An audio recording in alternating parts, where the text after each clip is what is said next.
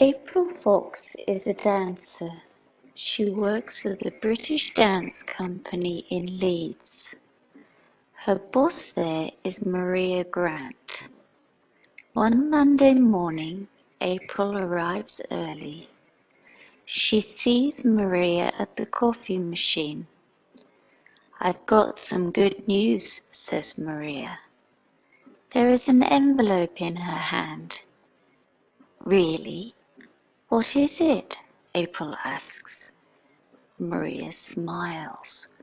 "Wait and see," she says.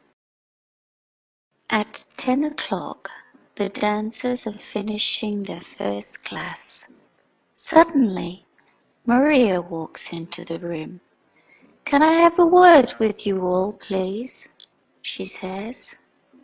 "What's this about?" asks April's friend, Laura.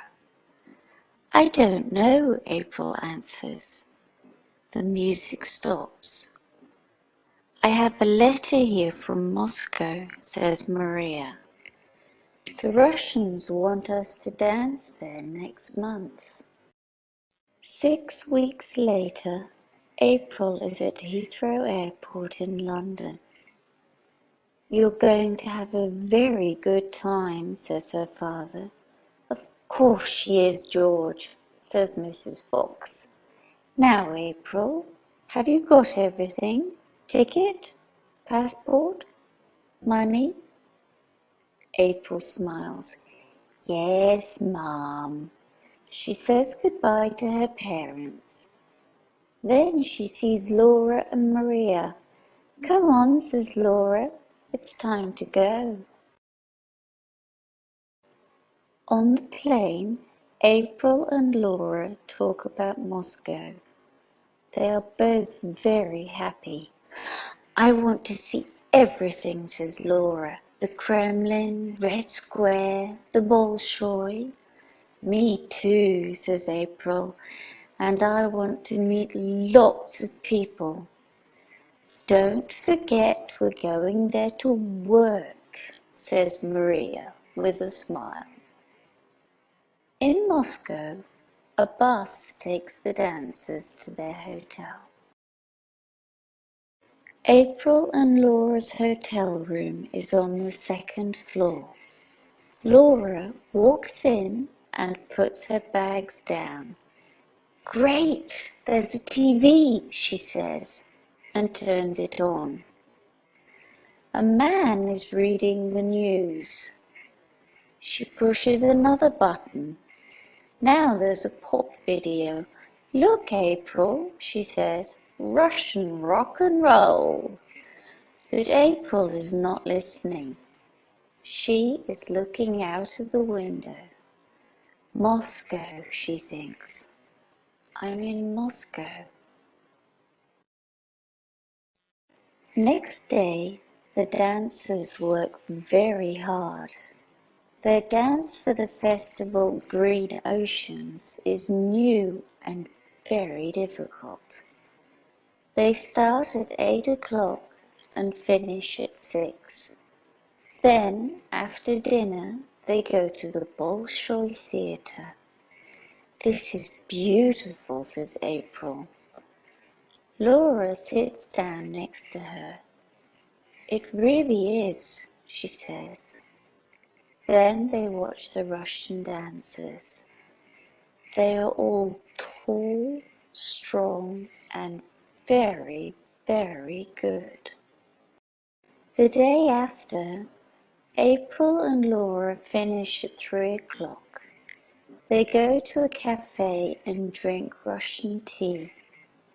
Then Laura looks at her map of Moscow. "Where do you want to go?" "The Pushkin Museum's near here," she says. "Okay, let's go there," says April. Then she looks at the people in the cafe. "I want to talk to them," she thinks. "But how? I can't speak Russian." In a street near the museum, there is a small market. "Oh, Laura, look," says April. She can see some red and yellow boxes on a table. Those are pretty. They're music boxes, says a young man with glasses. You speak English, says April. The boy smiles. I'm studying it at university. My friend Nikolai and I only work here at weekends. April and Laura talk to the boys for a long time. Sasha, the one with glasses, speaks English very well. Nikolai only speaks a little. After 20 minutes, Sasha has an idea. Listen, he says, we're going to the country tomorrow for a week's holiday. Some friends are going with us. Do you want to come for the day? It's not very far. Next morning, Sasha and Nikolai arrive at the girls' hotel in their father's cars. There are 3 other people with them, Lara, Igor, and Sonia. They all drive to a lake near Moscow. Everyone is laughing and talking. At the lake they have lunch. After that, Nikolai plays his guitar and sings Russian songs. April listens to him. There is a boat beside the lake. Late in the afternoon, April and Nikolai go out in it. Nikolai looks at April and smiles. April smiles too. It's very beautiful here, she says. Nikolai looks into her eyes. Yes, he says, beautiful. And you are beautiful too. April! Laura shouts. Come on, it's time to go. Back in Moscow, there is a lot to do.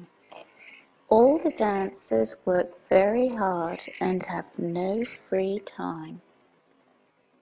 April is tired, sad too. She wants to see Nikolai again.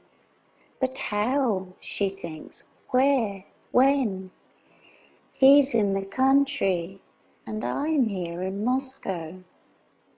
Then the British Dance Company's big night arrives. Good luck, everyone, says Maria. The evening goes very fast. April only thinks about one thing, green oceans.